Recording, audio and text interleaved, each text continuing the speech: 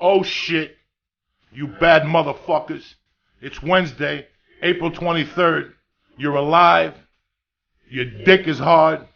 And somebody's getting ready to suck some fucking yum-yums. It's the church of what's happening now, cocksuckers. Lee, kick this motherfucker. Let me see you wiggle. Old school, Lee. Take it to the hoop, Lee. Oh shit. Crank that motherfucker, Lee.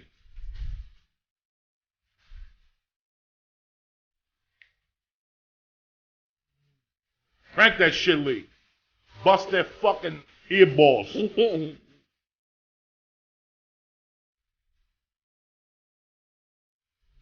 Oh shit. Oh shit. Kick it, Lee. Gimme some love and oh fuck. Oh shit. Love is the word of the day. Suck my dick is the second word of the day. Uh-oh. Uh-oh. Oh shit. Oh shit. This is you motherfuckers. Fuck the Malaysian plane. Fuck the Pope. Fuck everybody. Oh shit. What's the story, Doug? They're never gonna find that plane.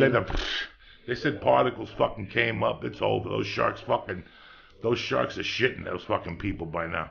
It's over. It's over, Lee Syatt. Wednesday, April 23rd, fuck 420. If you ain't popping every day, you ain't a fucking soldier of death. It's 420. Oh my god. The fuck out of here, you fucking homos. What's happening, baby? Nothing. I want to congratulate you. Oh, thank you. I'm taking a walk yesterday. I did. I took a walk Little early. commitments become big commitments, my brother. Yeah. All that's bullshit. You know, what are you going to do? Put a fucking suit on and go jump with a trainer? And after 3 days, you're going to be so sore? It all starts with walking. If you can't walk, you can't do nothing. Yeah. And I think everything happens for a reason. Because I had a fucked up thing happen, and now it looks like I might be moving next to the Hollywood Park, North Hollywood Park. We're getting thrown out every fucking day. Every day. We're getting thrown out of apartments. That's what I'm talking about. Yeah. We live. You're slinging dick. They didn't throw you out because you bumped some guy's car. They threw you out because they see you with a smile on your face. They didn't throw me out. I'm just not fucking paying the rent there. How much is the rent? $1,200, so I'm fucking leaving. Oh, they raised it? No. This is the place I've been at. That's where it was. And I told the landlord, I'm like, I'm not fucking living here. So I found a place today I'm going to go look at. Fuck those motherfuckers. So the guy's saying that you're hitting this car. This guy, I've been there a month and a half. Almost 2 months. Like 2 weeks in, he was in my parking spot writing me a note with my landlord. I think you're hitting my car. I'm like, I haven't touched your car. My car has no dings on it. Like, I just haven't been, but I'll be careful. And then a week ago, I do have one thing to tell people because it's fucking smart.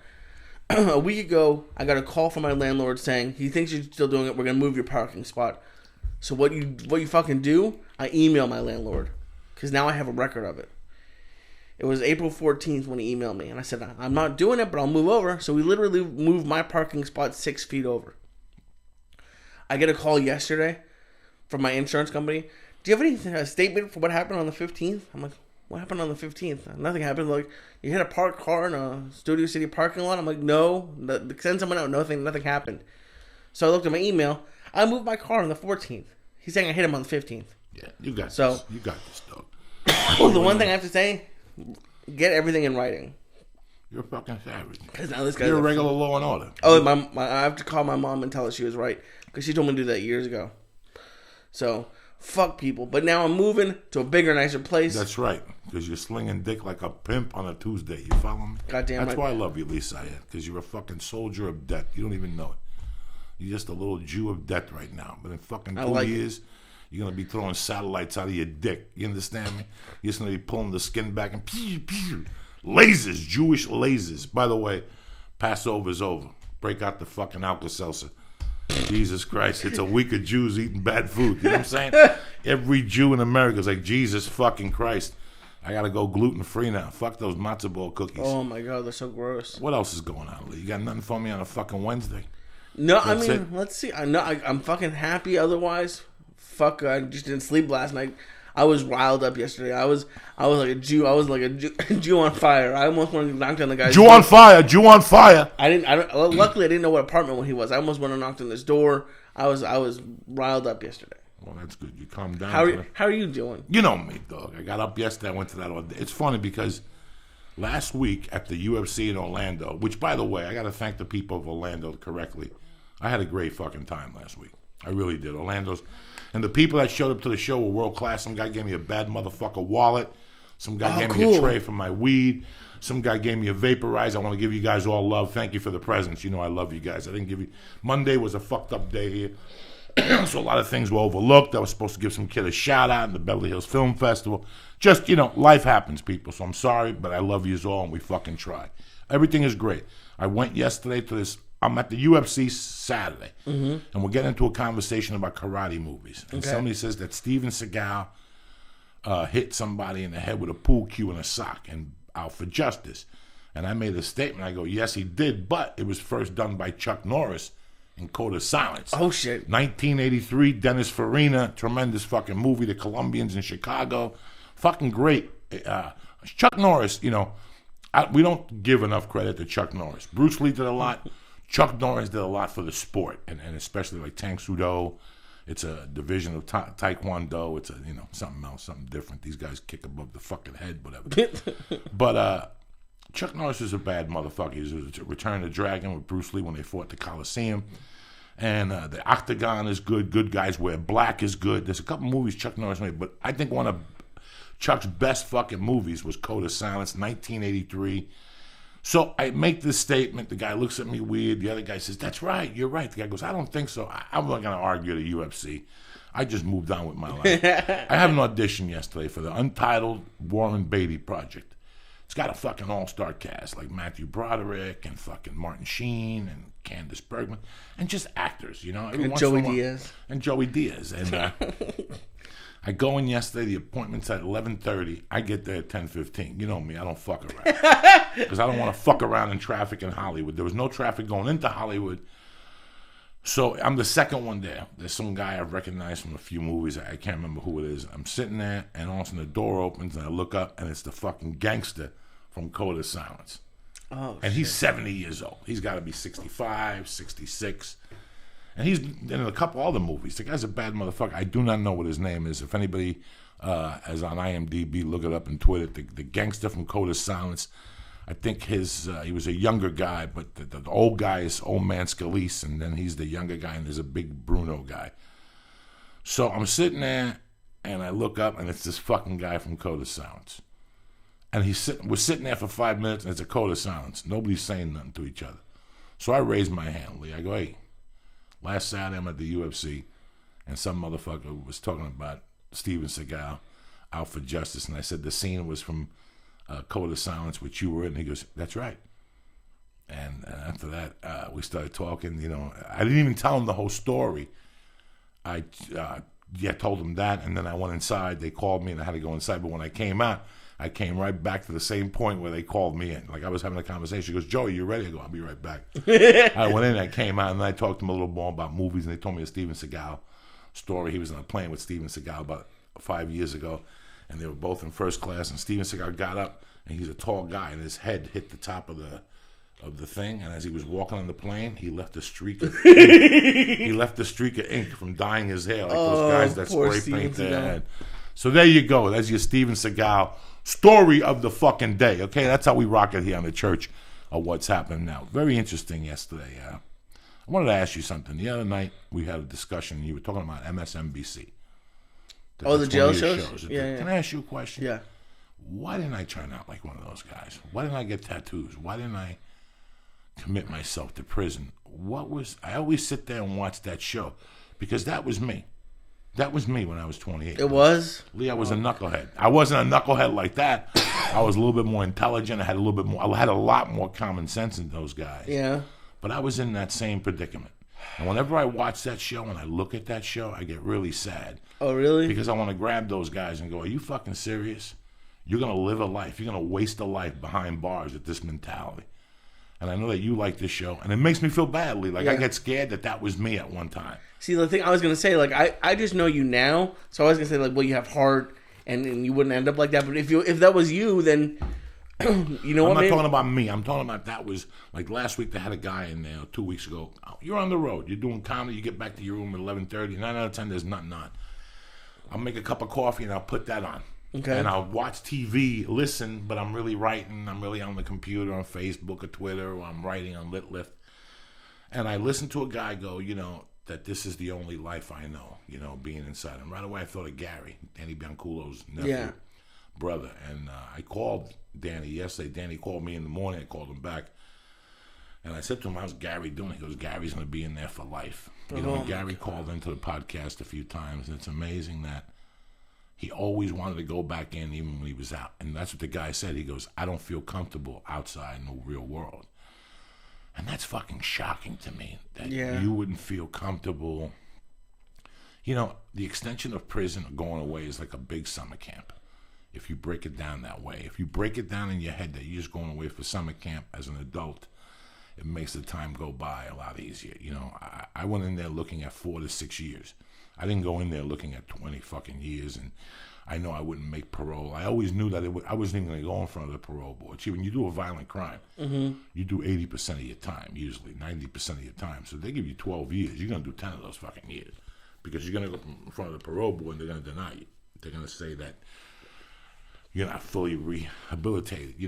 I've been trying to write this chapter. The hardest chapter in this book has been a book about this guy named Mr. Blue when I got locked up.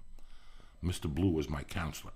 Okay. And he was an old redneck. And the first 2 months, he didn't like me. And I didn't particularly like him. But like anything else in life, he saw something and he started talking to me and giggle. He would break a smile from time to time.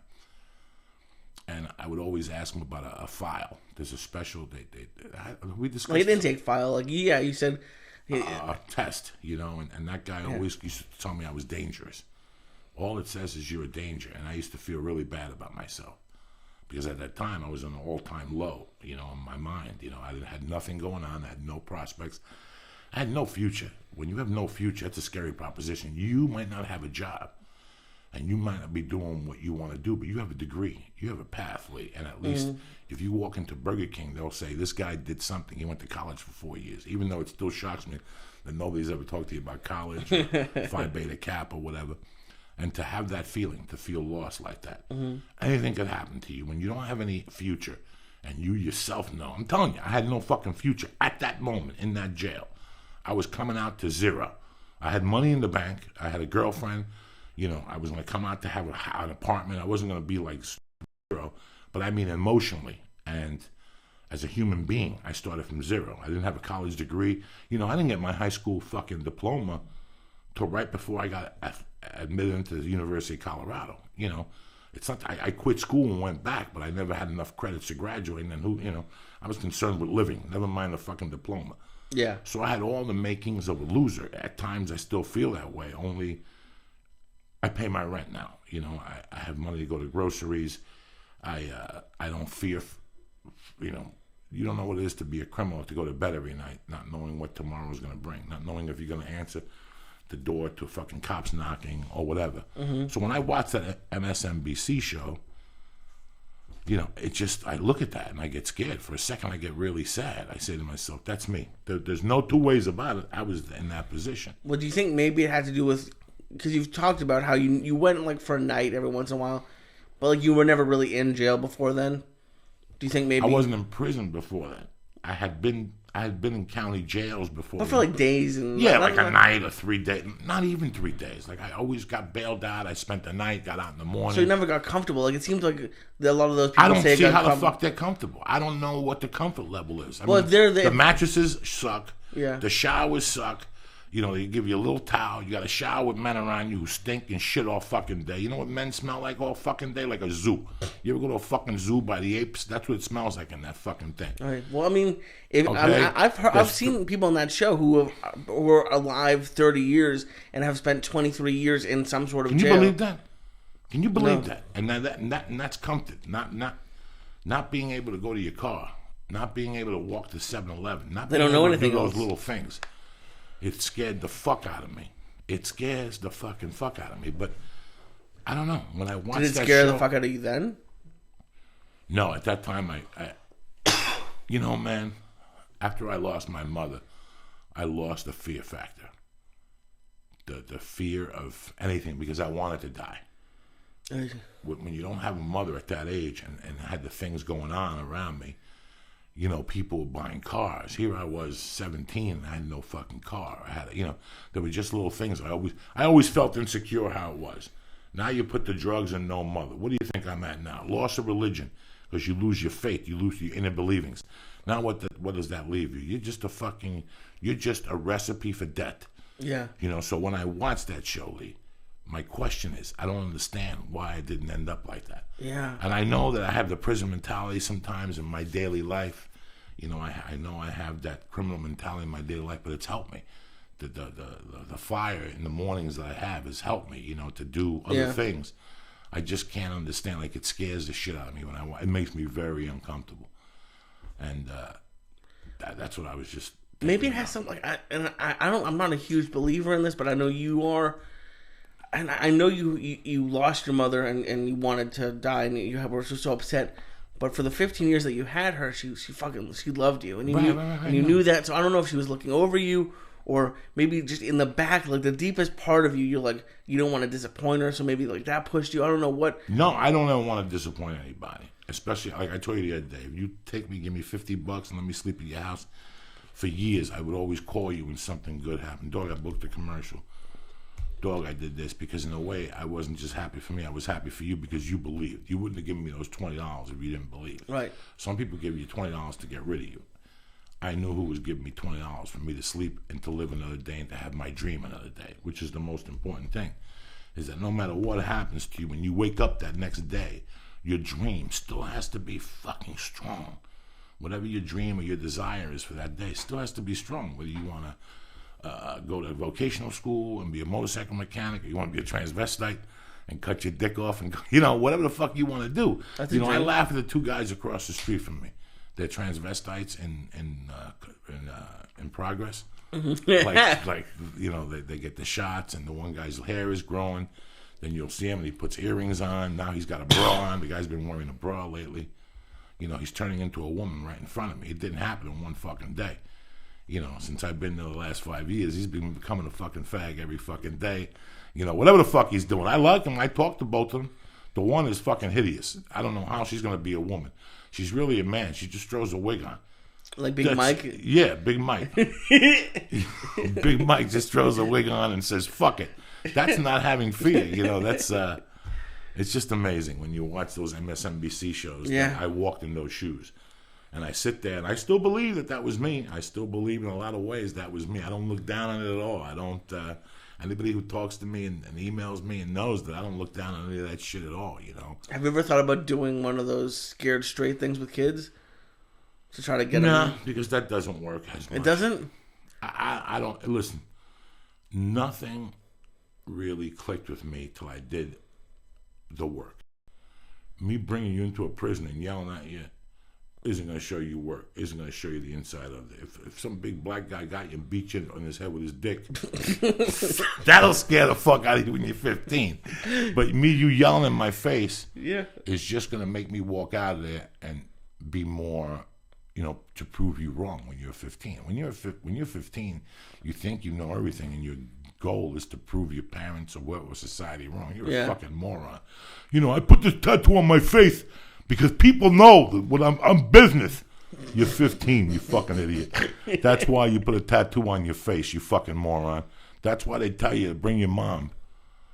That's why they tell you to bring your mom when you get a tattoo. She talks you out of a fucking tattoo on your face, you fucking idiot. But no, that's the real deal, Lee. And it scares. It just wakes me up every fucking day. Yeah. People, the other day, some kid asked me, what motivates you? The thought of that. So why do you watch the shows? At night? Yeah. As a reminder. Oh, God. As a reminder of how fast things change and how fast things can change. I could be driving down the street one day. Somebody cuts me off. I flow into his energy. I give him the finger. He throws something at me. I throw a hammer at him. He dies. I do 50 years over something fucking stupid. And that's how fast your life could change. That's how fast. Jesus. By a movement of your fucking temper, by a movement of you having thought it out, that's how fast life could change. And as long as you know that, you could wake up one morning, I could look at Lee and go, I'll see you at 12. And at 11:30, I go to fucking 7-Eleven and try to run some motherfucker over with a car and get arrested at 11:45. That's how fast things could fucking happen. Those are the mistakes that I overcome sometimes. I do them because I'm fucking human. You have everyone makes mistakes. Yeah, you get fucking pissed off every day and things fucking happen. Let me tell you something. There are people that I hang out with in L.A. that when I see them, when I leave them, after a few hours, I feel like shit. Yeah, I hate those people. Like my energy, they suck my fucking energy out. They get into my head, and that's their negativity. They think they're Johnny Positive. They think they're the best people in the fucking world. But something about their character, that's why when they're around me, I know they're lying. I know their whole existence is a lie as soon as they stand next to me. But I've been around those people all my life. You know, you get to get the people's energy.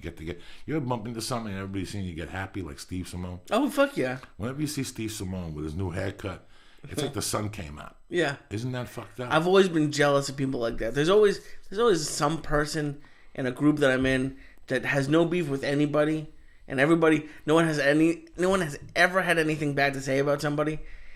And I've always been jealous. I've always wanted that.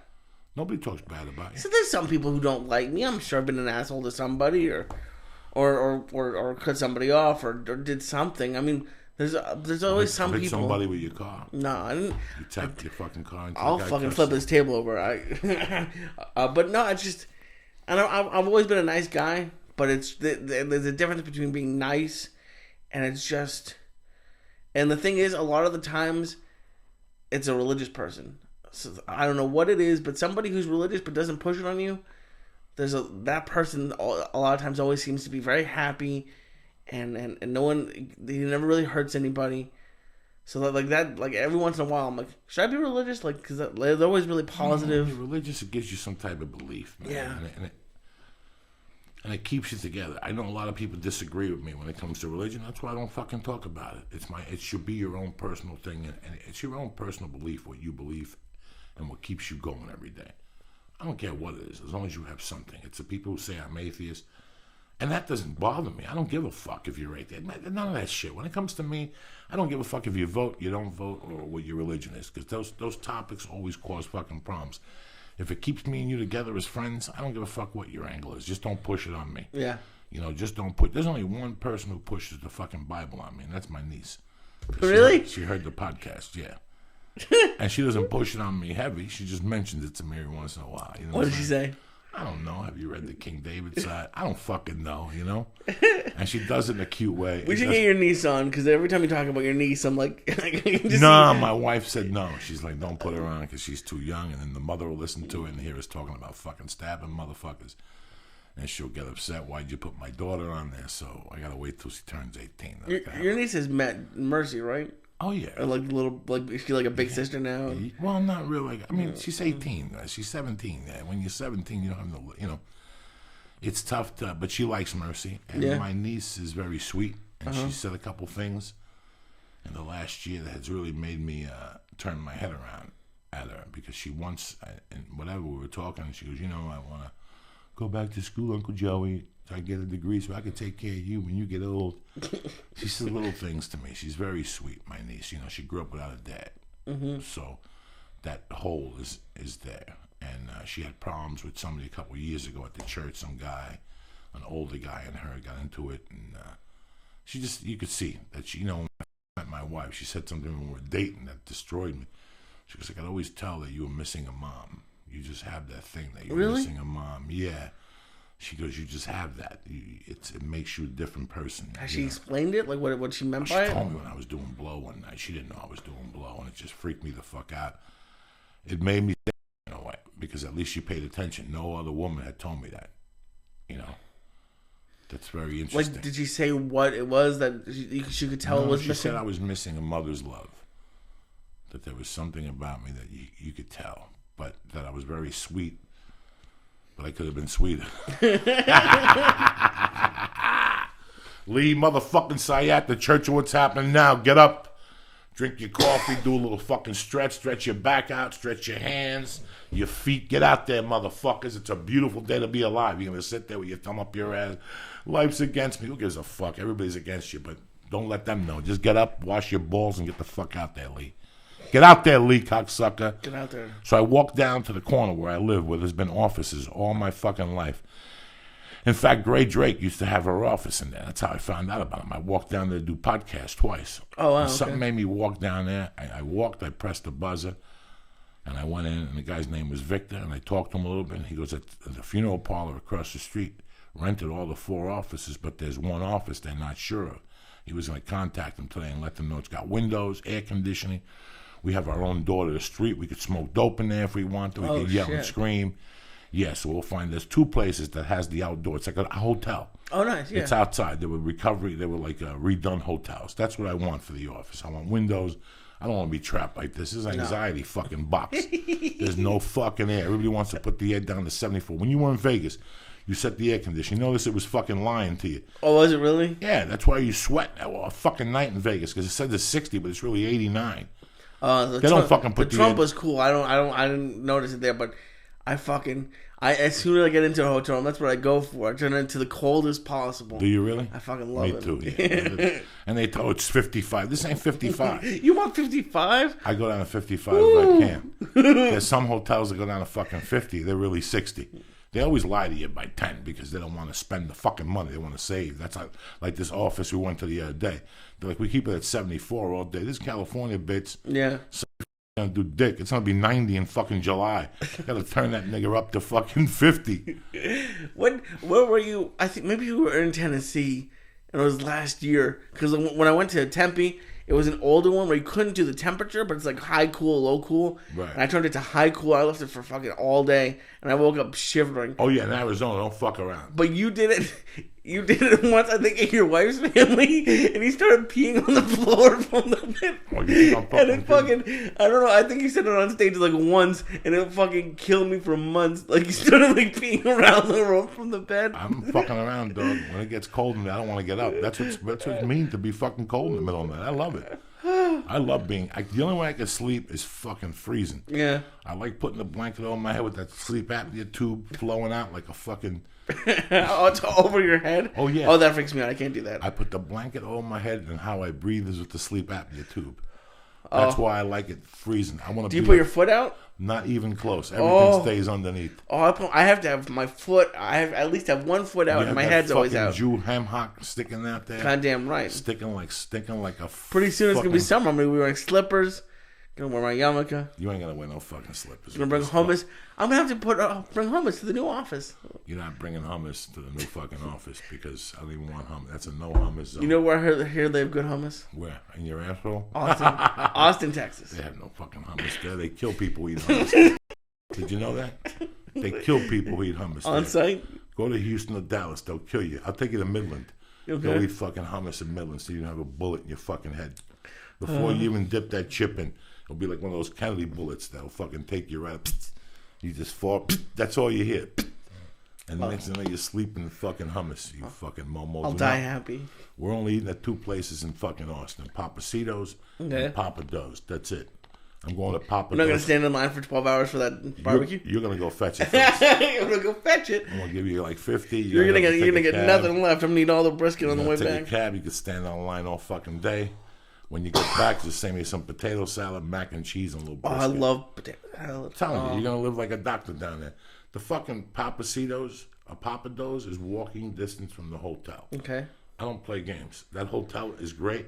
Now, do they have other stuff besides seafood stuff or no? I don't know. I don't ask questions. You eat what they fucking give you. Right? They don't. No restaurant just gives you anything. Lobster bisque. Lobster. I know. They got lobster bisque. They got nice crab and shrimp salad. You don't have a steak? When I go to Texas, I want to have like fucking. I want to have a steak. Maybe. That just on. I'm like, I want. If I ask for vegetables, they laugh at me and give me another fucking steak. Wait till I take you to Papacitos and you call the girlfriend and tell her fuck you and your mom. Wait till I take you to Papacitos and you pick up the phone and go fuck you and your mom. That ain't dick with you motherfuckers. Really? That's cat food. Oh shit. All right. Well, you motherfuckers serve me as cat food. What do you get at Papacitos? Everything. That carbone way with some fucking rice and beans and a salad. Oof. You're in Texas, motherfucker. This is some Tex-Mex shit. We're gonna go to Chewy's. We're gonna get the Elvis chicken. On Wednesday is the Elvis chicken. On Monday, it's the sour cream and whatever enchiladas. What are you fucking nuts? Well, nobody goes to Chewy. I'm gonna buy you a swirl margarita at Chewy's. You little asshole. You're gonna want to sniff a girl's asshole when I get through with you. You understand? No, we're going to Austin, Texas. You have no idea. Ookie Spooky lives in Texas. Ookie Spooky's bringing one of her girls to fart in your fucking mouth. You're gonna take 3 farts to the mouth in Texas, 1 a night. You don't even know these things yet. You're going for the full gummy bear. We're going to put a wig on The you. full, it's fuck all you. over. I did the full gummy bear once. It was the night of with Ari. That was the worst. You'll be fine. You're as tough as fucking nails. You understand me? Don't worry about the gummy bears or the sucky bears or the fucking whatever. It's just I always think about that shit. How come I didn't get affected like that? Like I'm sick and tired of hearing when I watch MSNBC. Yeah. Everybody always has the same story that they come from a broken bone. They come from a broken home. Well, it's obviously on your mind. So let's break it down. Broken home. You didn't come from a broken home. I mean, your mom passed, but you always had the people. Like you were never on the you were on the street, but like you had the benders and you had those people who were there for you. Right. So maybe they just didn't have that. Like, I mean, even though it sucks, like no one would want to have to live in the bender's basement or with the runnies. No one on paper. I didn't live in the bender's basement. I had a nice little fucking bedroom with air conditioning and a cat. Yeah, no. There was no suffering. Okay. I could lie to you and tell you that, oh my God, I slept in the basement with roaches crawling on top of me. I'm not going to tell you that. That's a fucking bullshit story. I never had roaches crawling on top of me. The worst that got me was that night I snorted blow and woke up next to the dog shit. That's pretty bad. And that was bad in my eyes. That was bad. But it's just, I saw Juan shoot that Nico guy on 148th. Mm-hmm. And I always laugh about it. Like when I was 8, I laughed the whole way home. I mean, when you see your stepfather shoot somebody, you're always like, God damn, this is tremendous. When you see your dad shoot somebody, can you imagine if you see a little scene? No. Little Dicky Syatt shoot somebody at one of his fucking... and nobody called the cops. And nobody, it was those type of days. You could shoot somebody and get away with it. Nobody's going to call the cops on you. The people he shot, even the guy he shot, never ratted him out. That's Jesus. The word. That's what men do, bro. They go back with a gun or they shut their fucking mouth and live with it. Somebody shoots you at night, you recover. That dude who shot you knows it's on. He's either got to face the music or he's going to leave town. Jesus. If he's got balls, he's going to stay in town and duke it out with you. He shot you already. The word's on the street, he shot you. Now it's your move. People are going to look at you and go, is he weak? Or are you going to go back and shoot him? So why didn't he go back and shoot him? Because he was weak. Holy fuck. First of all, anybody who has the balls to shoot you, yeah, there's no coming back. Some people could tell you a cocksucker. Some people could bitch slap you. Some people could hit you with their car. Somebody who pulls out a gun and shoots you is at an all-time high of fucking craziness. Yeah. Craziness. That's just fucking craziness, Why didn't I get affected? I laughed the whole way home. I never told anybody that story till I got into my fucking 40s on stage. Well, Juan wasn't proud of it. Like, he always had guns around, but, like, you said when you went back, you were like, remember when you shot that guy? He's like, I have no idea what you're talking about. I have no idea. He wouldn't cop to anything, even if you caught him. So it wasn't like the guy who has tattoos on his face. It's like, Juan's like, this guy's being a fucking asshole, and I gotta stand up for myself. But it's not like he went over there to shoot the guy. One thing that Juan stressed that I'm really a fan of is Juan never wanted to let nobody know his business. Juan didn't have to let when this guy died and had millions of dollars, not like he drove a Maserati and wore a suit every day. He didn't like that. I got that quality from him. I look at Juan for a lot of negative things I learned from him, but goddamn, he taught me a lot of positive things. It's like the guy who talks money around me in front of me fucking irritates the shit out of me. Somebody who brags that they did this or they flew to fucking Europe. When somebody's telling you a story and when somebody's talking shit and bragging. Mm-hmm. You know the difference when somebody's dropping names or they're fucking dropping money situations or what. Juan, you couldn't get nothing out of Juan. The cars he drove were pieces of shit. The car he drove till he died was the car he had when my mother died. No way. Yeah, and he still had bullet holes in it. There was 2 little bullet holes in the side. A big Coronado of El Dorado Coronado. That thing probably gets 8 miles to the fucking gallon. So what did he do? He just went home at night and counted the money? He went home at night. When he died, he lived in the 4th floor of an apartment building that had no fucking elevator. Oof. He would walk 4 floors every day at 76 fucking years old. Do you understand me? But he did that to keep himself sharp.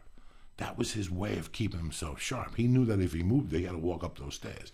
When I was a kid, he was a big exercise guy. He was always doing calisthenics. He was always, even at 50, he was always doing something like that. That's where I get that from. I try to shun him off sometimes because of my inner things. I can't believe he did those things to me after my mother died. But I learned a lot from Juan. And that was one of the lessons, was that empty barrels make the most fucking noise. To keep your mouth shut, go in the back. You don't have to show people that you have a Cadillac. You don't have to show people a wad of money. You don't have to have all this fucking, as long as you know you're the baddest motherfucker in the room, that's all that matters. I used to fucking laugh at him, how, but no, I learned a lesson. That he didn't say nothing to you. Nothing. He never opened up his fucking mouth. But I know by watching him and by how he dressed and how he got ready to go out at night, that when he was in the room, in the back of his head, he was the baddest motherfucker in the room. And he always had to fucking prove if shit cracked up, he rose to it. And that's why he shot that dude that night. I mean, that stays with me forever. And I love him for it. I love him for the experience. I love for the balls of it. He just had balls. It was over a fucking statement. He shot this man over a statement.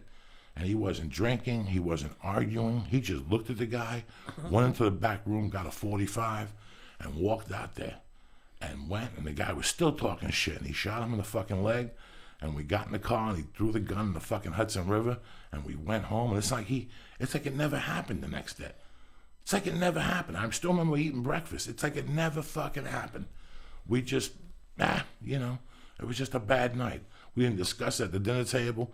Like I said, years later, 30 years later, I brought it up to the guy, and he's like, I don't know what you're talking about. And I fucking died of laughter. I'm like, this is why I love this guy. This is and that's who I am. That as much as I want to regret that I'm Juan in a lot of ways, I really am. This shit of getting up early, this is taught to me by Juan and my mother. I remember having summer vacations, and one summer, Juan bought a flower shop. That's what he would do. He would just buy shit. Like, he would just buy a fucking business and learn about it as he went. And I remember him buying a flower shop, and him going, I can't believe I can only sell flowers in the flower shop. So he would get summer kids. He would get kids that needed jobs. Yeah. And me and him would go into the city at 4 in the fucking morning. 4 in the morning. We were 7, 6, 8, those ages. In the summers, instead of fucking around with my friends, I'd go with him, pick up gladiolos, the long flowers, and pick up roses, white ones, long stems, and then I had to take them back at 4 in the morning. I had to de-stem them. Okay. You had to fucking, I learned how to de-stem roses when I was 7 and 8, blah, blah. That's the work ethic. This is why this shit doesn't surprise me. But this is what I want to instill in my daughter. This is why I always take my daughter out first thing in the daytime and show her the sun. You gotta get going, you little fuck. You gotta get going. I want to instill this in you now because this is how it was instilled in me, Pretty fucking interesting stuff, how we do get a lot of stuff from our parents. Oh, yeah. That's fucking... And you always fight it, but you realize, like, I'm my mom and my dad. It's just... you can't fight it. But, so did you sell the flowers? Like, did you go out on the street corners and sell them? I think I did it once or twice. I was too young. He had other guys that went on 86th Street in Manhattan. And they would they would prepare bouquets and sell them to you.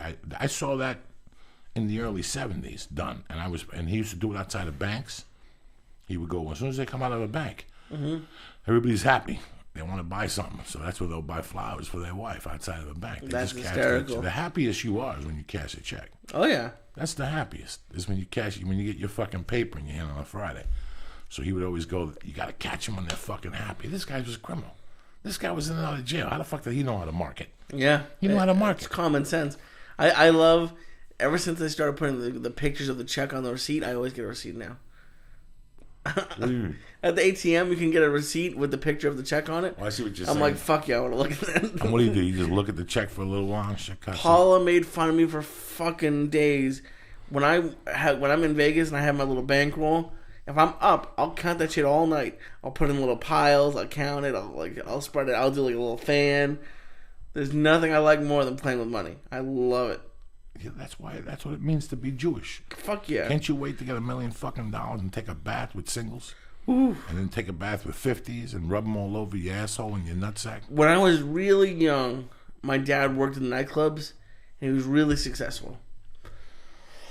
And I remember every day he would just have, he never had a wallet. He would always have just like the folded, and my mom would go and he'd give her like a couple $100 to do whatever she needed to do. Did he have a Jew bankroll, or did he have a real bankroll? I think he had a real one. I mean, I never. A Jew bankroll is 300s over 100 singles to make it look big. No, what he had was, to get into his nightclub dances, it was $5, so he had like 1,000 fives usually. But it was just like, And he talks about it now. He used to carry thousands of dollars, and it's not necessary. But you never feel better than when you have like a full wallet. It's something that shouldn't affect you. But just I don't know if it's because I'm Jewish or what. But fucking, I mean, you carry a little bit of cash, but everything now is credit cards. When it's really weird. I like to have cash. Yeah. Because I know about emergencies. Yeah. Emergencies that's what I fuck up. Yeah. I'm always scared that there's an earthquake. And they knock the central system off the fucking Bank of America. Yeah. Or the other bank, and everybody's account goes to zero. What the fuck are we gonna do? Ugh. What the fuck are we gonna do? And that's gonna happen. Somebody's gonna come up with that scam and just go, "This is it. We're gonna fucking zit the bank systems and everybody's fucking money's gonna go back to zero." I don't want to think about that. And we're not gonna know how much money you really have. You're not gonna know. You're gonna have to go to the bank and fight them. I had $700,000. No, you didn't. What the fuck are you going to do, Lee? This is going to happen someday. And it's going to happen here in L.A. during an earthquake. Yeah. It could happen anywhere else. They're going to blame it on an electrical short or something like that. You don't see this coming? I see it coming. Well, I built my fucking earthquake kit after the last couple things. I spent like $300. Come on. On Amazon, I have 2 kits now. One's in my car and one's at home. What do you got in the car? I got a change of clothes. I got pants, like something like gym pants. I got change of underwear, change of socks, shirt. I got something that will cut my seatbelt if it's jammed or whatever. I got a water bottle. Where is the jammer for the? It's in the bag. I actually have to put the bag in my car. They're both sitting because I just built them. I got a water bottle with a filter in it, so I could always just pour water into it if I needed to. I got a flashlight. I got a bunch of D batteries, and then I just went on, and there's Nature Valley granola bars. I bought a box of like 96. I just put half in each bag, and I'm just ready to go. You ready? If there's a big one, because there's been a bunch of fucking big ones. You got a big fucking Rambo knife? I should knife? Probably get a knife. You're not thinking? You gotta get a big knife. You might as well get a gun too, Lee. You get a couple fucking guns first. You know what I'm saying? You're at that age. You need a fucking 45 and a bazooka. You're Jewish. You never thought about having a fucking bazooka? No. You ever see those Jews in Israel with the fucking bazookas and shit? That none of them are your cousins? No, those are the fucking Those are the real deal motherfuckers and shit there. But no, I mean, Israel don't have bazookas with all the money they got. They have bazookas, but the people who are throwing it over the borders are the Palestinians. Motherfuckers. Those are Tripoli's cousins. I don't want to talk about it because I always get yelled at when I talk about this shit. What, the Palestinians? Yeah. You like them? No, I understand both sides are doing the wrong thing. But I mean, it's your home team. It's my home team is Israel, so I'm going to always support them more. I understand both sides are fucked up and they shouldn't be doing it. But come on, you're sending missiles over the fuck. If Mexico was sending missiles over the border, they'd fucking do stuff to Mexico. What happened to the fucking Israel flag? This is why this office didn't work out, cocksucker. I'll bring it. The first thing I do, I'll bring it. You never brought the fucking flag with you. I told you from day one that the fucking flag was supposed to be it. Ooh, you hear that little fart fee? A little fart. You just shit in your pants. No, it wasn't shit. Yes, my you pants did. Were just a little drop. What do you think? I'm gonna sit here with shit in my pants? How old the fuck do you think I am? What's the matter with you? What would you do if you were sitting there right now and did that fart and a little shit came out? I would fly to the bathroom and throw my underwear in the fucking toilet. That's you don't wear underwear. Well, then I would throw my jeans in the toilet and sit here fucking naked for the rest of the podcast. I don't fucking know. You know when you're gonna shit when you're gonna fart. You know. Did you take a whiff? I made a mistake a few weeks ago. Take a whiff of this? No, I don't want to. Take a whiff of this. This is real. This is fucking shrimp cocktail with a salad last night for dinner. Oh, I love shrimp cocktail. Ooh. But oh, jeez. You smell it? No, I'm closing my nose on purpose. You know, I'm starting to smell more now since I stopped smoking pot. Really? Well, that makes sense. I lost my sense of smell, man. I can't believe I didn't smell a lot of shit. Now I could smell shit at the house. I could smell cat piss. I could fucking smell it for years. My wife was saying, "You smell that? I don't fucking smell nothing." Yeah, I mean, it makes sense that it would burn your nose hairs or something. I'm not really sure. I don't know what happened. I don't know what the fuck happened. The sense of smell just went the fuck away, man. Oof. I wish I I didn't know. I don't fucking know nothing, Lee. I'm not a doctor. Now what you got to do is you got to try to sniff an asshole. Maybe you'll be on my side. No, please. That's the sense. Listen, when you sniff an asshole or you go down on a woman, everything, your senses all open up. You're excited. So you sniff everything, and that's the whole. Yeah, but if you had no sense of smell, can what you do you imagine mean? sniffing a girl's ass and it don't smell like a little bit of fucking something wang to it? That'd be amazing. No, it's got to. You don't want when you eat pussy. You want it to smell like skin and soap. Well, no, that's a little different. There's no shit in the work pussy. that motherfucker, and that little fucking dust comes out. You want that to have some wang. There's dust coming out. I don't fucking know. I think you're doing it wrong. You gotta have some wang to it, don't you? Yeah, well, that's different. There's no shit coming out of there. Why are you so sensitive about shit? What's the matter with you? It's not like you ate shit one day when you were a kid. No, I didn't. So then what's the problem with shit? You don't like eating pussy? Nothing. No, I do.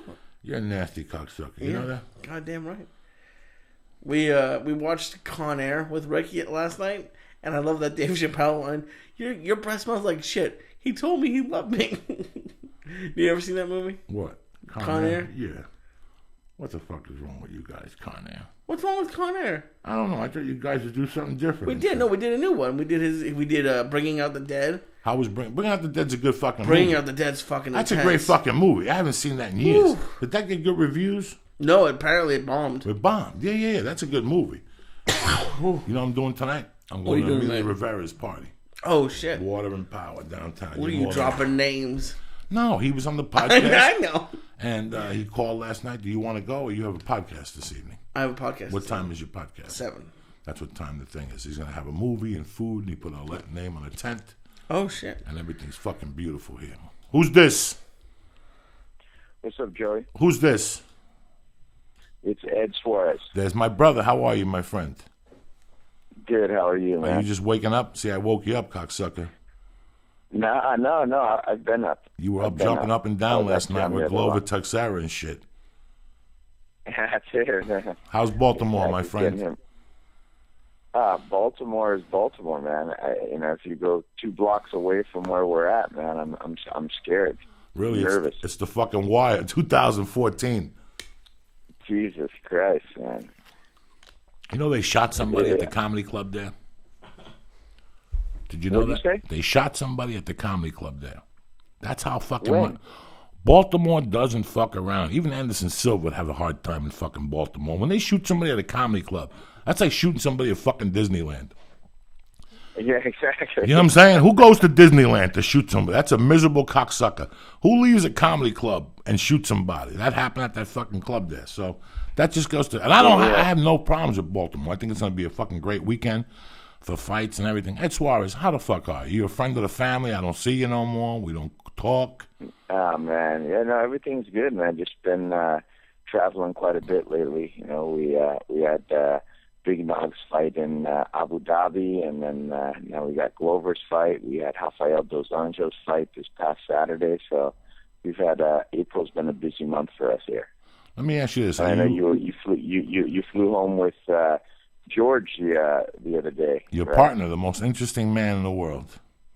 He is the world's most interesting man for sure. Let me ask you something. What type of deal do you have with American Airlines? Are you Platinum Express also? Platinum, whatever? He was telling me. Well, no. He's American. I'm United, man.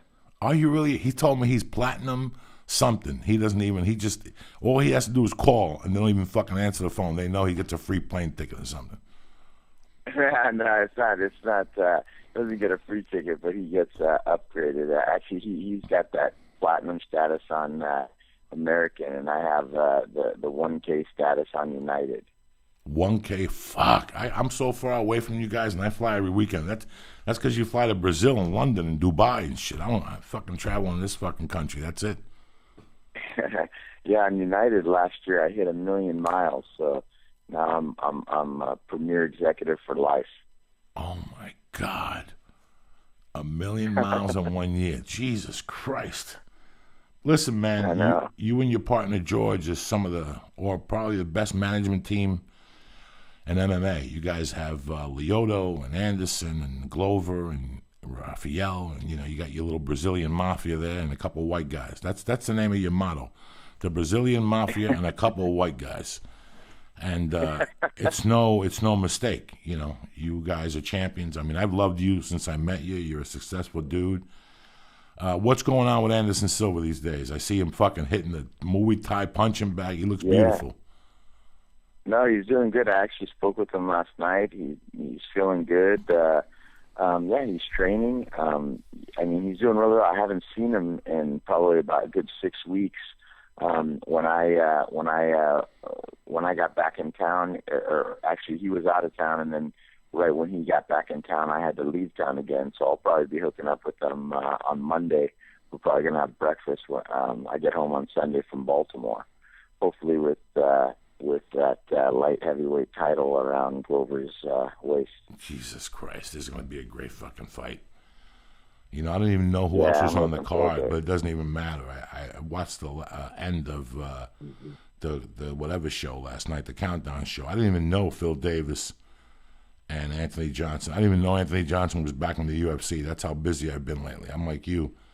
And I didn't know Tim Bosch was fighting Luke Brockwell, but it doesn't matter. Compared to John Jones, Glover, I mean, the guy's won 20 fights in a row. I mean, you could see he's not fucking around. No, he's focused, man. I was with him yesterday, man. He's very focused, very relaxed, very confident. You know, he's had his eye on this prize for a long time, and he's just looking forward to getting in there Saturday night and trying to take that belt back with him. You know, one thing I love, I mean, this is just such a fucking perfect fight. This couldn't be written any better, the styles. You know, I can't wait to see, you know, John Jones is a wrestler. He takes this motherfucker down. This guy could fucking submit you. You know, that's a difference. Yeah. I mean, Vitor could submit you. I mean, Vitor almost had John Jones, and I'm sure that you guys were looking at that tape and whatnot, but this guy's jiu-jitsu, and he's a big guy, and he's strong.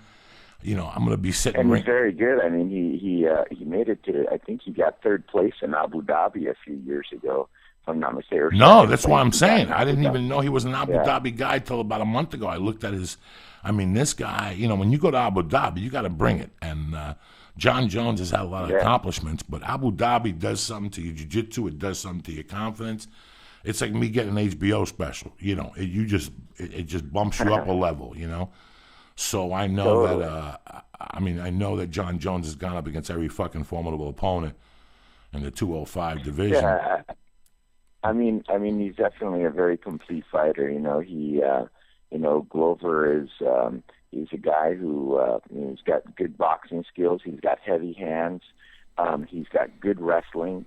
And his jiu-jitsu is very good. So, you know, he's definitely a complete fighter. He's trained and he's prepared to take the fight wherever it goes. So I think it's going to be a great fight, man. You know, once again, you can't disregard, you know, John Jones for his accomplishments. I mean, I believe this is going to be his 7th title defense, I believe. So, yes. I mean, you know, that's the record for a light heavyweight champion. So you definitely can't, you know, underestimate his accomplishments. But I think Glover is, you know, prepared and up for the battle. No, this is, and it's funny. Now, he trained at America's Top Team. If you watched the UFC last week, America's Top Team did very well. And I know that there's the Black House Gym and America's Top Team. You have all these. It's funny, when I started watching UFC, the big camp was Iowa, you know? That was the big camp. It was Militich Fighting Systems. And AKA was very big when I got into it, you know. They had this is before Kane, you know, when they just had Kochick, the one kid, and John Fitch, and Mike Quick Swick. And now the tide has changed. It's pretty much Greg Jackson's and an American Top Team. I mean, and that's why he trained at American Top Team, but he's still with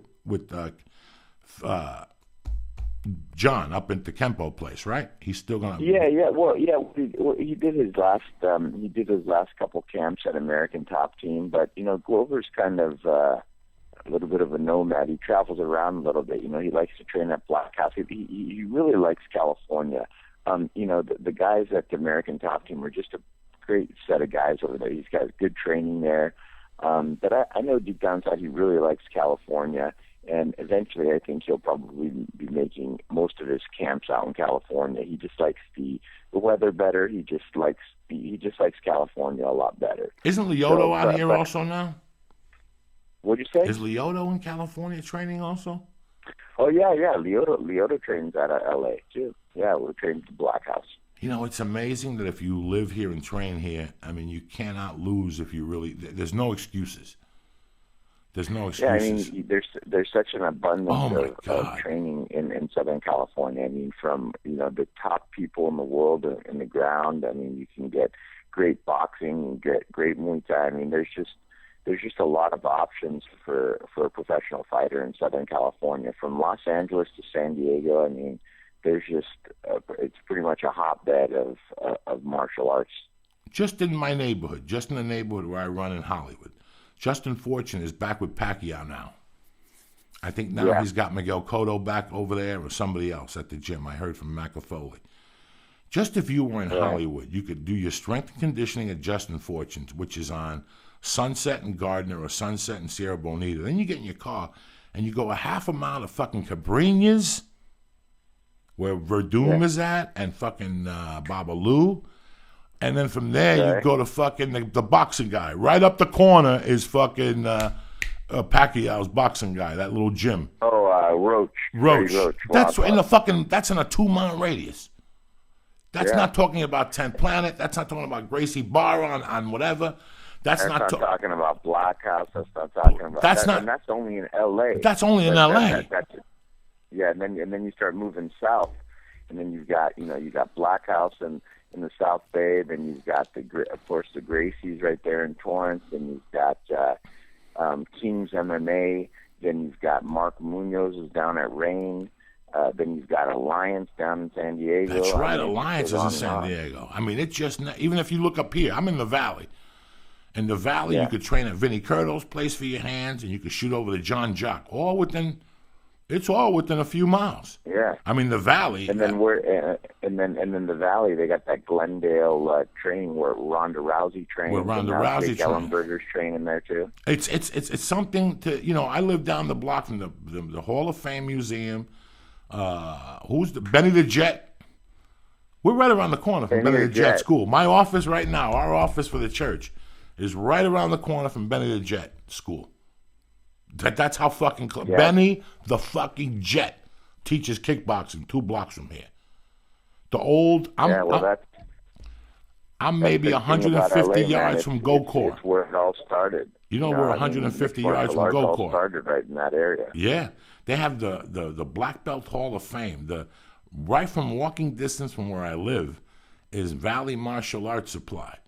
That's where Gokor goes in the afternoons and asks us, what's his name? Gene LaBelle is in there in the afternoons. Gene LaBelle, yeah. That's the oldest martial arts supply school in fucking California. Bruce Lee used to go there. Right there on Lankershim Boulevard. It's a little school it's a little shop next to a Kempo school where they teach in Spanish, Ed Suarez. That's how different the Valley is.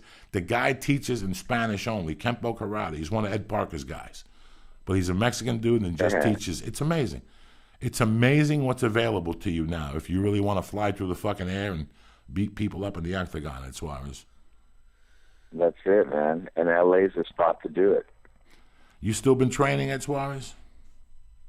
Nah, man. I don't train. Anymore?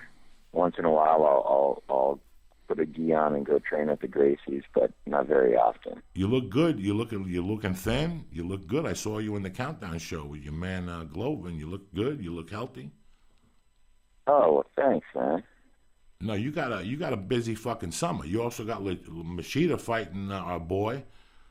Yeah, I mean, we got Machida fighting Weidman, and and on top of that, we got the RFAs. We got our next RFA is going to be in June 6th in LA, and then it looks like we've got just this summer, June we've got 2 RFA events. July we got one, and August we got one. So we'll have 4 events over a 3-month span there for the RFA too, on top of all the fights. Now let me ask you this: the RFAs, where are the ones in June? Because I know you have them. I'm out of town, but I like to go to one of them and sit there and fuck around with you for a few hours.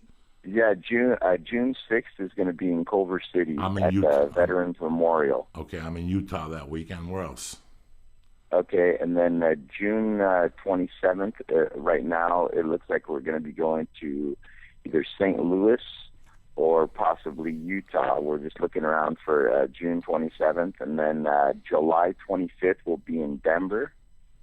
And then it looks like August 22nd, most likely we're going to be coming back to coming back to Los Angeles again. Okay, so I'll leave that date open so I go down there and fuck around with you guys. That's tremendous. That would be awesome. Now, this RSA, what kind of league is this? It's still an octagon, or? Yeah, it's still an octagon, man. That's, basically we're, the developmental organization for the UFC. We went out there and we licensed the octagon because I wanted to kind of emulate and get these guys prepared to move up and do the UFC as best as possible, and we're actually doing a pretty good job of it. I mean, last night I was counting how many guys we've put in the UFC. We've done about 14 shows, and I believe we've put 13 guys in the UFC. Jesus Christ! I mean, listen, your management team, is a champion management team. You guys have had champions in a couple of different weight divisions. What does it entail to be a good manager? Let these people know what. I mean, obviously you got the best, Ed. Yeah, you know what? At the end of the day, man, I believe you just got to be solid, man. You got to be a man of your word, and when guys are looking for management, you got to trust your management. You know what I mean? I think at the end of the day, you have to have that sort of a relationship. It's a lot of hard work. People say, "What do you do as a manager?" I mean, it's almost kind of like it's almost easier to say what we don't do. I mean, it goes from, you name it. As a manager, we do it. You know what I mean? From,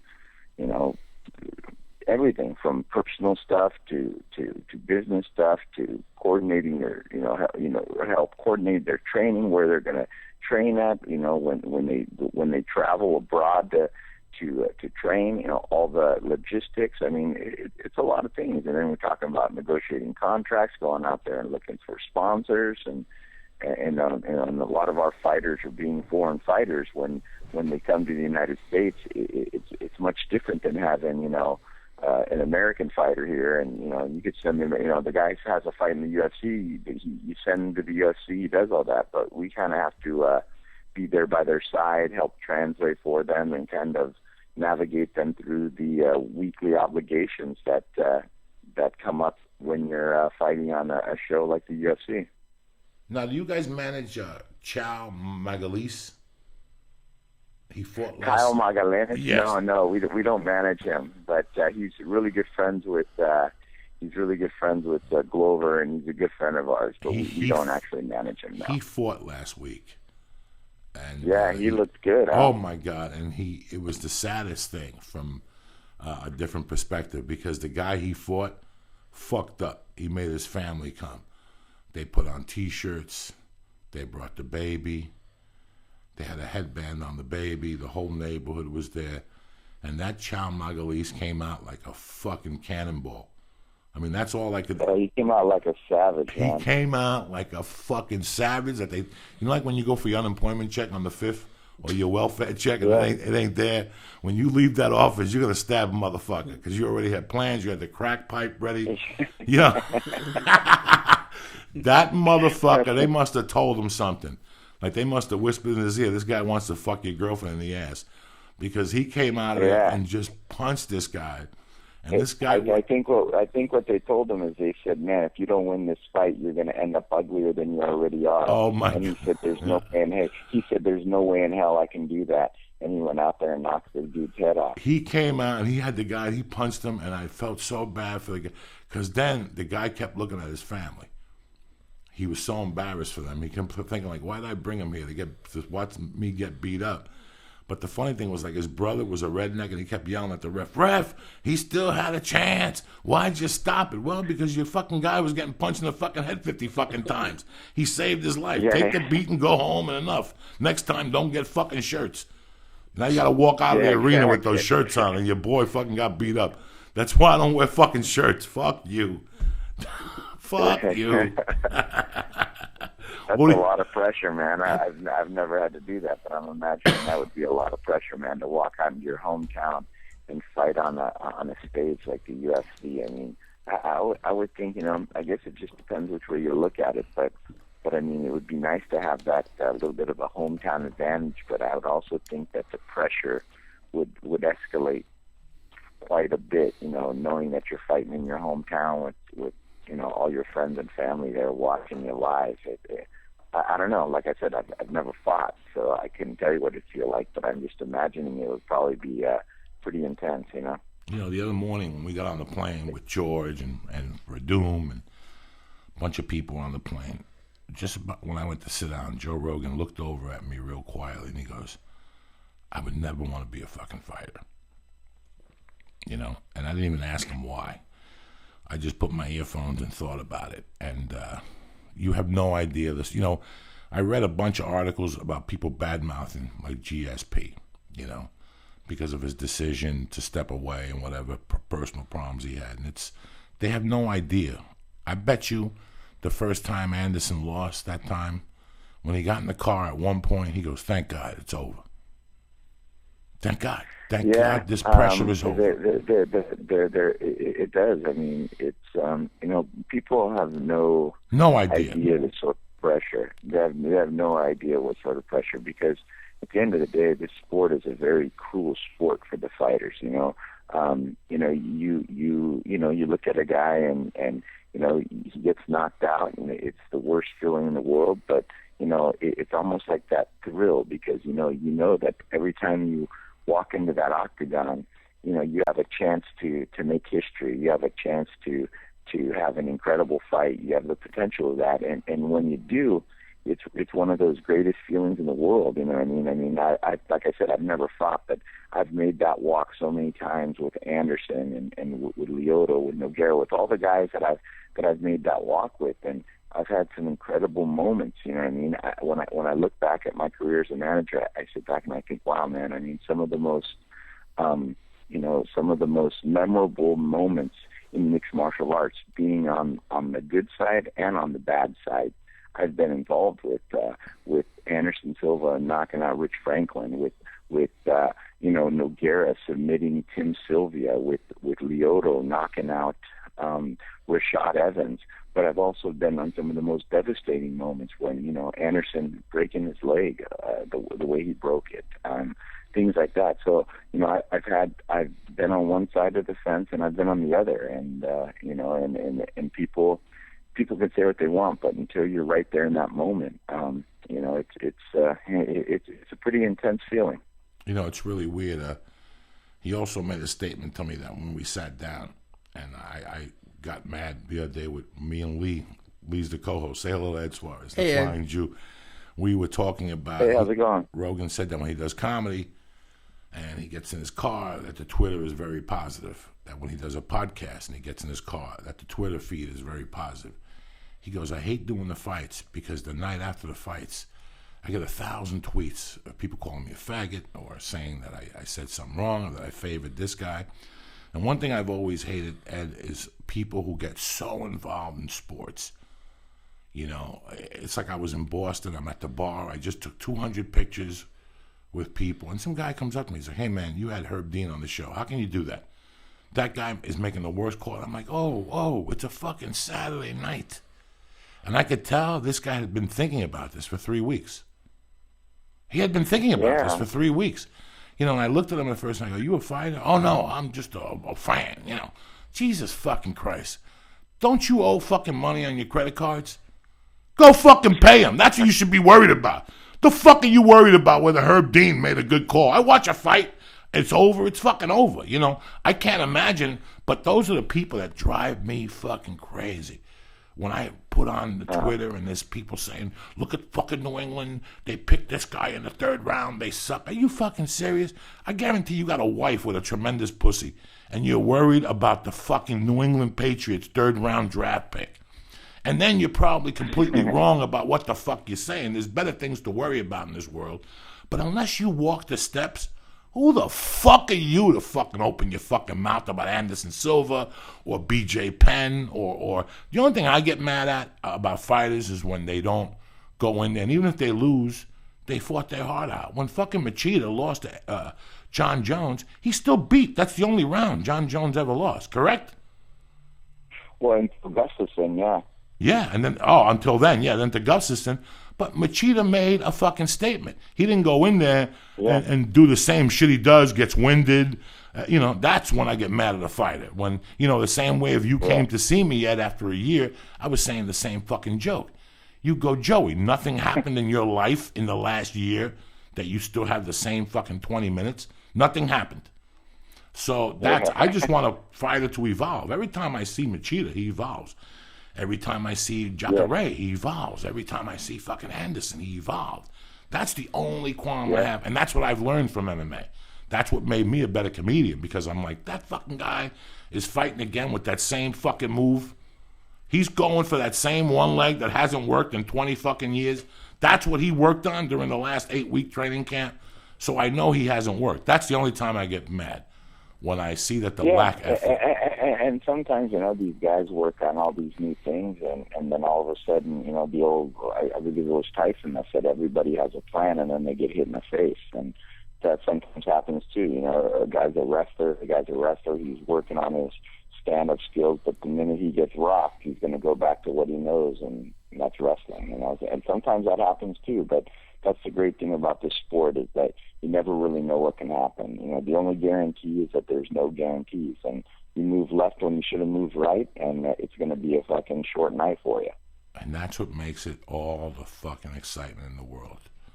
Yeah, exactly. That's what's exciting about it, is that, at the end of the day, I remember before Verdun fight against Travis Brown, I was watching it from home, and it said that 85% of the fans thought that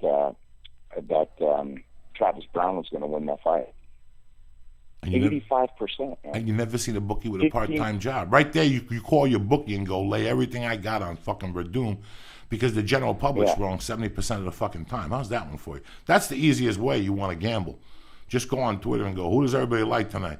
And when they all lean to Travis Brown, go, I'm betting the other way, even if you just take a chance for $50. Because I knew somebody was going to lose. I didn't know. I thought Cowboy was going to have a hard night. He fought a great fight. I thought that, I knew that the Carmouche, Misha Tate fight, I almost fell asleep 3 times. And usually I'm sitting there waiting for Misha's fucking pussy to pop out. This time I fell asleep from the fucking boring fest. Misha Tate's got some body. I love her to death. She's a great fighter, but Jesus Christ, she's got the best body in the fucking world. I wouldn't mind, I don't even want to say nothing. Yeah. It was, that fight was a little bit, and a lot of people were complaining about that decision. They were thinking that Liz Carmouche won that fight. I have to go back and I have to watch it also. I thought Carmouche won the first round for sure. I thought the second round could have went either way, and I thought the third round was definitely Misha Tate. So it was one of those things where that's what happens when you leave it in the judges' hands. Sometimes you don't get the nod that you were hoping for.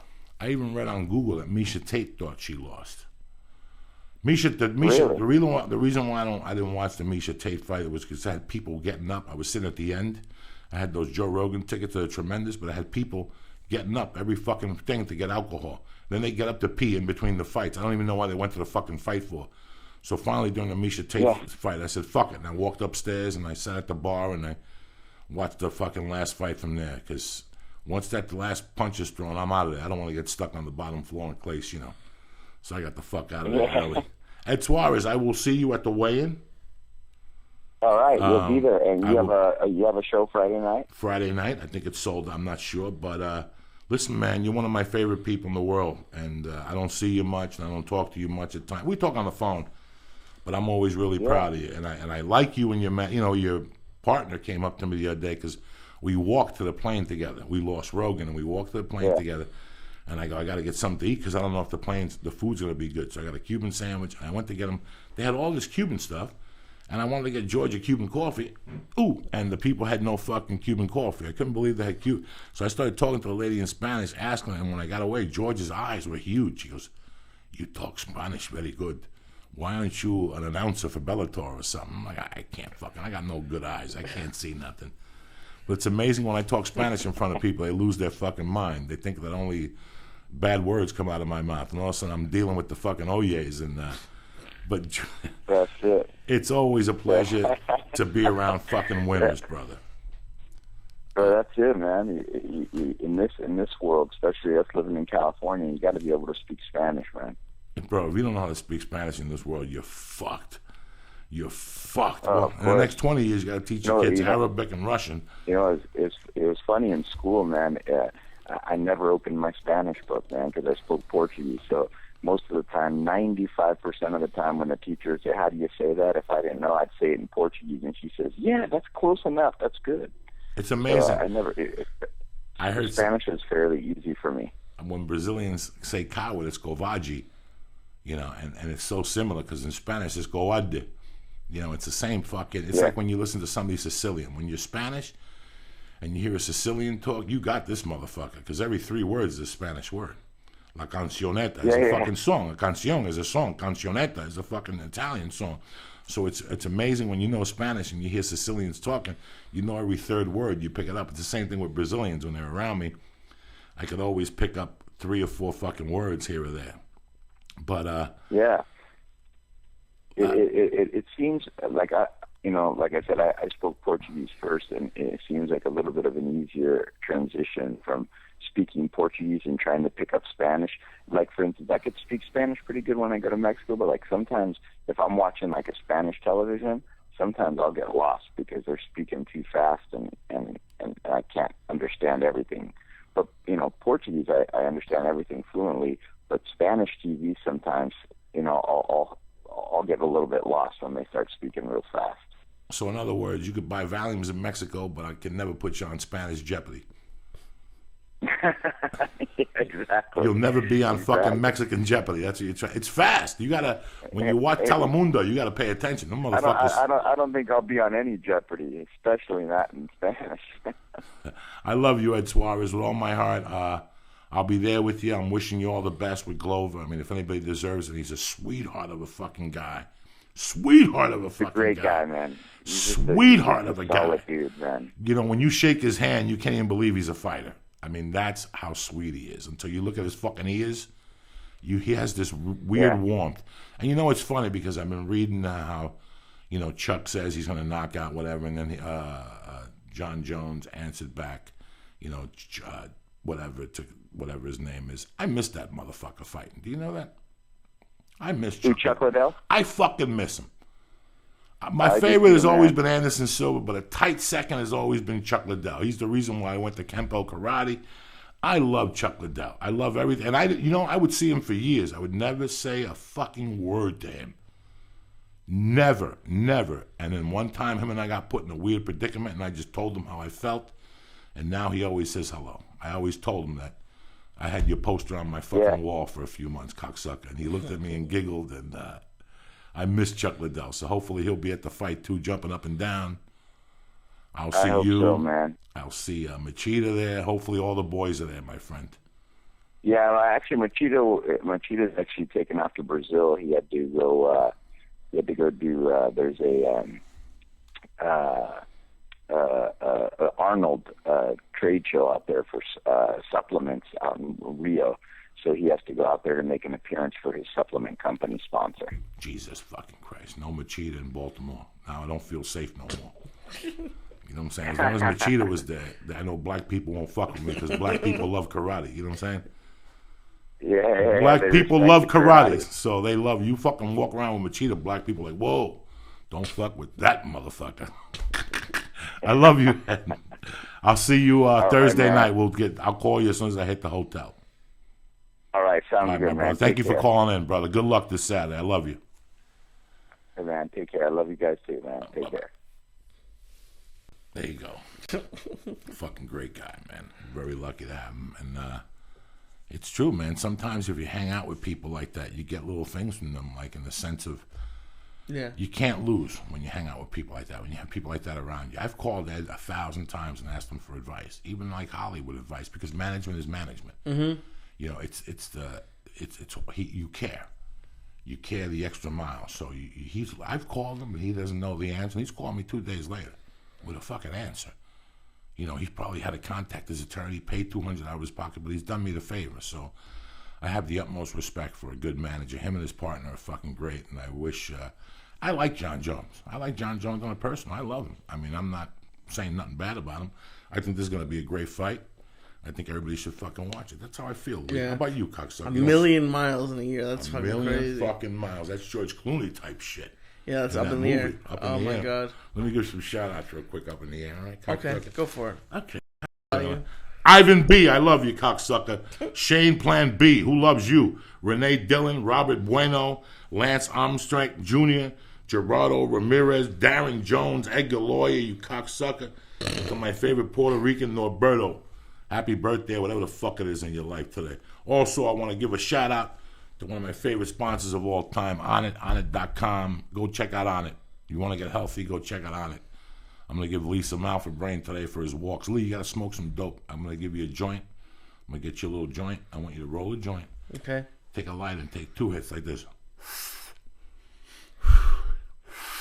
And then put it out and then go for your walk. Okay. And you're going to call me and go, Joey, I love you. I just thought of 18 fucking things. Because between the sun's positive energies, you walking, making positive for yourself, and the reefer, you can't lose. Bring some water with you.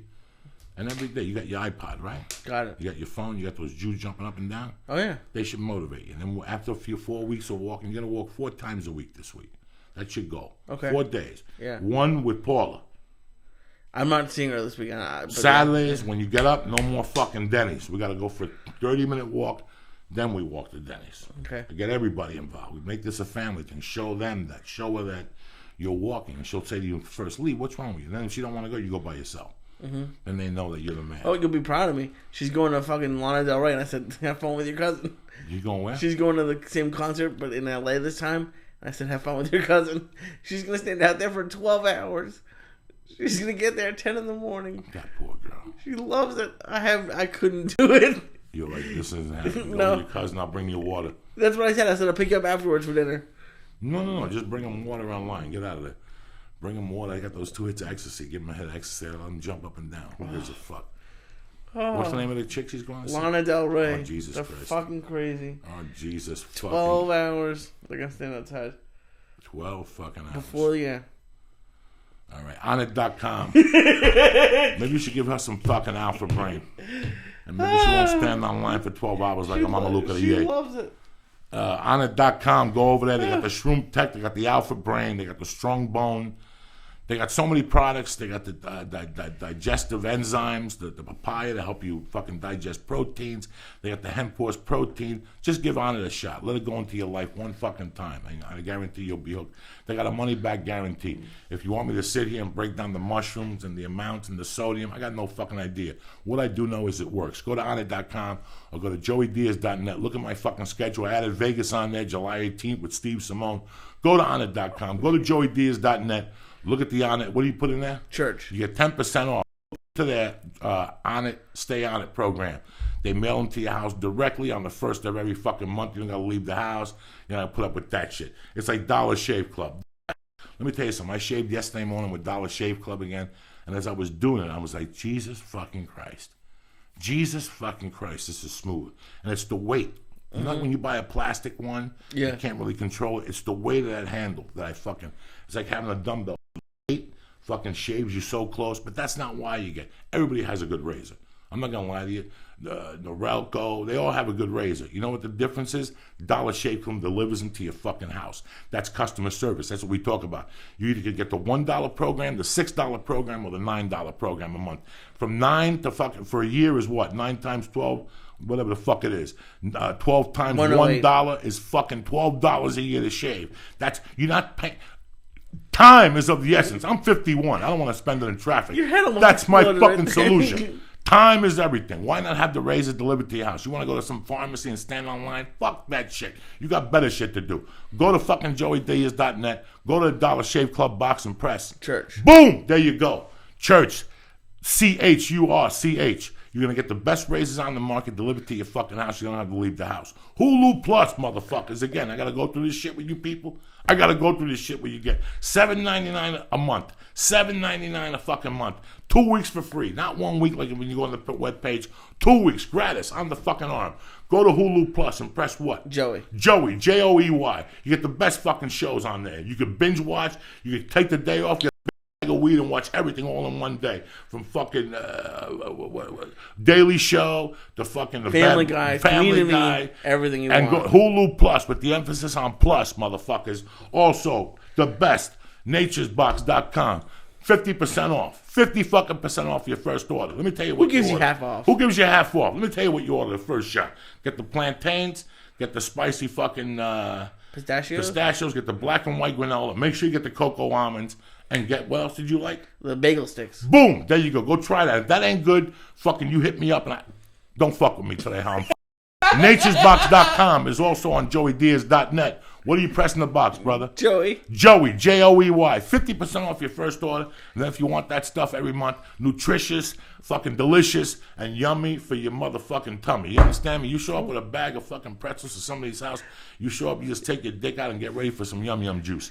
That's how we do it. Break your hand one day. I don't give a fuck. NailedItLife.com for all your vapor pen needs. You understand me? Mention the church, Joey Diaz, whatever. Get 10. How much you get on? 20%. 20% off, which makes the fucking vape pen go to fucking $40. If you see Gumis Hermanos that are fucking weed stuff, do yourself a favor and hail that motherfucker. Ooh. It's the best 250 milligram Gumi out there for the fucking money. Maybe take half. The Green Hornet is tremendous. The 70 milligram Green Hornet, I'll put it up against a lot of fucking things. I gotta tell you, I think the 200 milligrams of BPTs is what really fucking kills you with the Green Hornets. But NailedItLife.com, go to their webpage. These guys are my fucking brothers. You understand me? They're not in business to beat nobody. They make a tremendous fucking pen. You can either put the wax in there or smoke the fucking vapor. Whatever the fuck you want to do, we got you covered right here on the Church of What's Happening Now. Need to get you to talk to a Portuguese person more often. You get all fired up. I've been fired up. It's Wednesday. You know, Wednesdays, I don't like people to... Yeah, please. Monday, you can do whatever the fuck you want. You should be motivated on your own. By Wednesday, your positivity levels go down. You know, you got bad news. Somebody fucked with you. Somebody did this. Somebody did that. So Wednesday, you need a next little extra push. That's what I'm here to give you. Who gives a fuck? You go out there the same way you went out there on Monday and let shit roll over your head. Let them know you're going to knock their wig off and come on their fucking bald head if they fuck with you. That's how we do it here, Lee Syatt. The church. So you need to start wearing a hat now. You need to start wearing a hat now. I don't want to. You know, you never fucking rub cum on your head, a woman's cum? Take that pussy and rub it on your head. That's better than that shit that grows hair. You finger bang a chick when it leaks onto your hand. That little juice you massage on your hand. And you hit your little bald spot there. In a week, you'll look like fucking Michael Jackson. You'll have hair coming out from every orifice. You understand me? Oh. What are you looking around for? I'm not looking around. What do you got going on today? What are you doing today? Gotta fucking go home and deal with this packing and stuff now, and then I gotta Josh Wolf at 7. You don't have to pack today because you ain't moving right now, so you're going for a walk first. Oh well, yeah. Let's put the immediate in the front. You're not leaving for a week, even if you get an apartment a week. So relax. The first thing you gotta do is go home, have a nice little fucking breakfast, a little protein shake or something. The juice, yeah. The juice, and then go for a nice little 20-minute walk. 30-minute walk. Clear my mind a little bit. Clear your mind a little bit. And then you call do what you got to do. You play Crime Stopper. You make your fucking statement. Tell him you ain't paying for shit that you didn't hit the car. It's your word against his. Yeah. Did you see him do it? No. Then who the fuck are you? You know, I don't hit nobody, officer. You want to check my police record? Here's my social security. Do a background check. I'm not into this shit. Yeah. I'm not paying, and I'm not fucking gonna file a claim with my insurance company. Fuck him. Fuck him. And stick to your guns, Lee. Yeah. Don't take shit from nobody, Lee. I don't give a fuck. You're right. You're right, Lee. It's not like you're a piece of shit like me or nothing. You're a nice American Jewish fucking kid. Goddamn right. Okay? You pay your taxes. You never robbed nobody. You never did nothing for nobody. You stick up for yourself. You didn't hit this motherfucker. Look me in the eye. I didn't. Then fuck them all. Fuck them all in the ass. Tell Allstate to suck your dick to send the president of the United States to give you a check for insulting you. I do have to call the post office because they lost my fucking tax check. It's fucking sitting in Baltimore for some reason. So I gotta call them today too. Where's the address? It's in fucking San Francisco. So I end up in Baltimore. I don't know. Luckily, thank God I got tracking on it. Well, cancel the check and send another one and move on with your fucking life. Remember, if you stop the check, you got to redo it in 30 days because they can still bang it. That's why I don't want to do that. I was going to call them and see if they're going to send it back or something. And that's it. That's all I got. Life always fucks you in the ass. Oh, for people who are out, since I'm moving, I have one more week of shirts, and then I'm going to stop it for a little bit. So if you want one, go to LeeSyatt.com. If not, I'll bring them back in like a few weeks once I move. Get it together. You can't stop them. You got to keep mailing. So forget that shit. You can't shut down. I have to shut down. There's no shutting down. I saw that last night. You can't shut down. You can't just shut down, Lee, for a week. You got to keep moving. But I don't want to leave these people hanging. You're not going to leave them hanging. You're going to mail them. You don't have nothing to do in the daytime, Lee. You have so much fucking time. So much fucking time in your day. Yeah. What are you talking about? Not really. Why? What do you do? You leave here at 8:30. You got till 10 o'clock tonight to do something. Well, how long do you think it's going to take you to take a walk, call it? You're done by lunchtime. No. Yeah. No, I got a lot of shit to do. What do you got to do? We're looking at offices. I got to call. We're not looking at all. I'm going to go look at one more office. That's it. You got to go for a walk. What else? Put the priorities. Okay, well, I'm going for a walk. Right. Calling insurance and the cops. Right, the cops. I have to call the police I'm looking at tonight. Right. Yeah. And I have fucking Josh Wolf at 7. That's 12. You got 7 hours to kill. You got 7 hours to sit while there. I'm moving, I don't want to leave these people hanging. You're not going to move. It's only take you 1 day to move. You got a bed in the fucking couch. 1 day? You got 2 hours in your day to move. Don't ever shut nothing down. You're in operation. Do businesses shut down because they're going to move? No. Yes, they do. No, they don't. They have moving sales and they fucking shut down for a little bit. No, they don't. They keep fucking going. They keep the hope alive. You just can't stop because you're moving.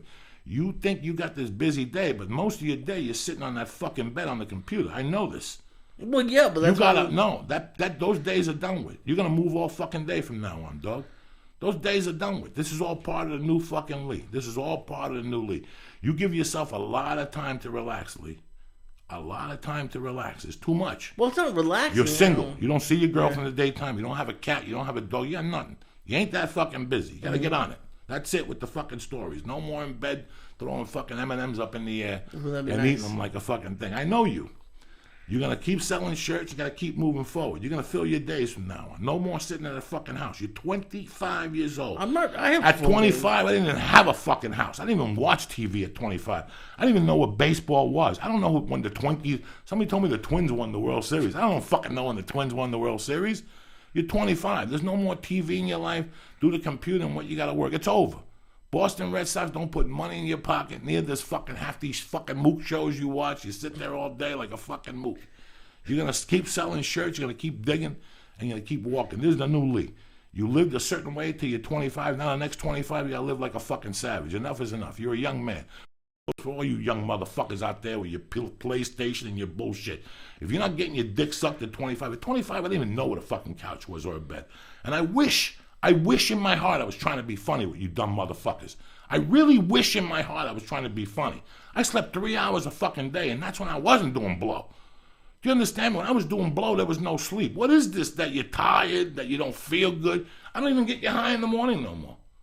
You want to go home and sleep because you stayed up all night like a fucking mook worrying about a car you didn't do. You didn't do nothing. Well, it's fun. Go home, take a walk. It takes 3 years to get it off of your thing. Take a shower. You didn't do nothing. So it's what 3 years are you worried about? Knock it off. You didn't do nothing. I know. It's your word against them. You call. I didn't hit this guy, and I'm not paying. Make that in your fucking report. And then you call Allstate and you go, look, I don't know what this fucking guy's talking about. I got the proof right here. As a matter of fact, I'm feeling dizzy from this because I'm Jewish. I don't like being accused. My culture's been accused for fucking 2,000 years. You know what? I'm getting dizzy. I'm gonna go to the hospital. And I think I'm having a heart attack. And then you're gonna sue for fucking damages because it caused you to have a heart attack and to get dizzy. I know how to be a Jew. If you're gonna be a Jew, wait until he starts getting notices from a hospital bill that you fucking had a fainted and you're getting flashbacks of Vietnam. He's gonna tell you. I don't think Lee fucking hit me with the car. I thought it was some other fucking Jew walking around. That's it, Lee. These last 25 years you lived them this way, and now you're gonna live like a fucking savage. All right. We're going into the Jew army. That's it. We're gonna make the Jew army. Lee's gonna have his own film festival. The Church of What's Happening Now film festival. Oh yeah, that's gonna be great. We're planning some stuff for January. Fucking submissions, comedy shows, comedy, and live panel fucking podcasts. We don't get invited to do nothing. We're gonna make our own motherfucking festivals. And we're doing the fucking tour across New Jersey. We're gonna start in northern New Jersey. We're gonna do a podcast on a Wednesday night in middle New Jersey, and then the weekend we're gonna just go to different fucking bars. We're gonna post it on Twitter where we're at 5 o'clock. You got 3 hours to get there, bitches. That's how we're doing in the end of 2014. So your days of resting, there's no more resting. I'm not resting. There's no more resting. Who's you resting? Sleep when you're dead. Well, get a little bit of sleep. You're gonna be a fucking soldier, Lee. I'm turning you into a lean, mean, slinging dick machine. You understand me? You're a Jew. You're a fucking Jew. You're not some fucking Anglo walking around confused. You're a Jew. Thank God for that. You got people that did things. Your cousins with Moses. Well, you got your people did cousins, things. Yeah. Whatever. Your people fucking did things. They parted rivers. They slung dick. They tried to stop the Jew. You imagine that somebody tried to stop the Jew at one point? How could they do And you're that? tired. I'm tired. I don't feel good. I'm on my bed. Think of those Jews in those fucking caves with those wigs on, with tattoos on their hand. You think they didn't want to fucking get the... Get the fuck out of there, cocksucker. I was the head of the porno department in Auschwitz. When I wake up in the morning, I think about my sister. I think about my cousins in Cuba. I think about those fucking little black kids with flies on them in Africa. How they don't have the opportunity to go do a podcast. How they don't have half the opportunities we got. And we complain about everything as fucking Americans. We complain about... Put the anthem on. That's it. It's time for a fucking anthem. That's it. I'm pissed off, cocksuckers. It's that time. When you guys get me fired up, you think when I wake up in the fucking morning, I think about how many dicks my mom sucked to leave that fucking country. Oh, good Lord. I think about put the fucking music on, okay? Here you go. Wake up, cocksuckers. It's over. When I wake up in the morning, I think about the drama my mother put up with and my father, how much shit they put up in Cuba, and how many dicks my mother sucked to leave that fucking country to get me here. You're a Jew, Lee. If you're Irish, Italian, Polish, if you're a chink, whatever the fuck you are, get up! You're an American now. I don't give a fuck what you were. It's what you are, motherfuckers.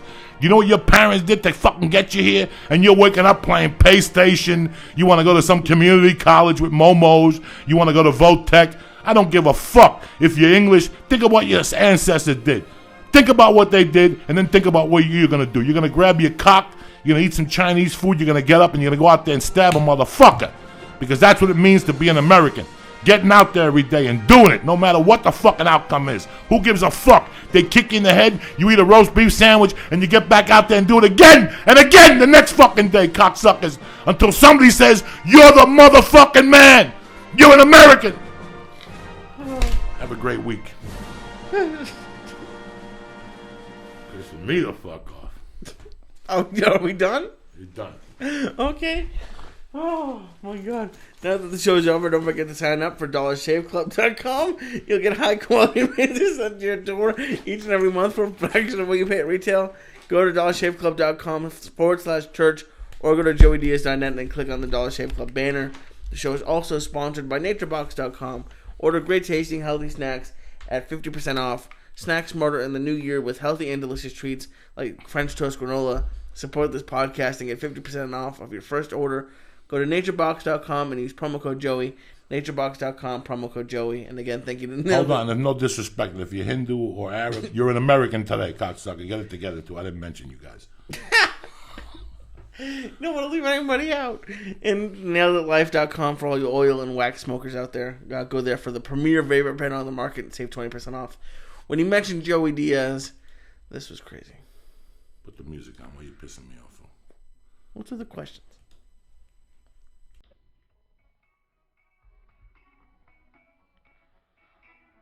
We ain't fucking around today, baby. Have a great weekend. We love you with all our hearts. Shit, this is bad to the bone. God damn.